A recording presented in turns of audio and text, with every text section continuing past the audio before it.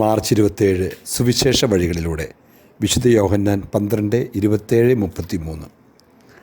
തിരകൾ കൊണ്ട് കടലെന്നവോണം യേശുവിൻ്റെ മനസ്സ് സംഘർഷങ്ങൾ കൊണ്ട് ഇളകിമറിയുന്നു. മരണചിന്തയുടെ ഭയാനകതയും അനുസരണത്തിൻ്റെ ഔത്സുക്യവും തമ്മിലൊരു ഘോര സംഘട്ടനം. പിതാവേ, ഈ മണിക്കൂറിൽ നിന്നും എന്നെ രക്ഷിക്കണമേ എന്നൊരു നിലവിളിയിൽ അതെത്തി നിന്നു. ആ നിലവിളിയുടെ മറുവശത്ത് ആഴത്തിലൊരു അവബോധം.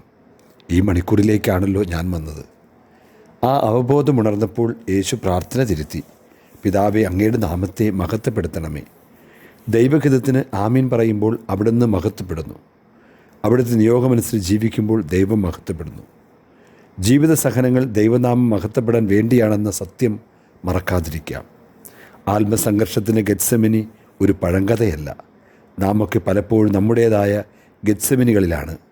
നന്മയും തിന്മയും ഇരുളും വെളിച്ചവും തമ്മിലുള്ള സംഘട്ടനമാണ് ഗെത്സെമൻ. നമ്മളെന്നും ഗെത്സെമനിലാണ്. ആത്മസംഘർഷത്തിന് തീവ്ര ദുഃഖങ്ങളിൽ ആശ്വാസത്തിനായി ഹൃദയം അങ്ങിലേക്ക് ഉയർത്തുവാൻ ഞങ്ങളെ സഹായിക്കണമേ.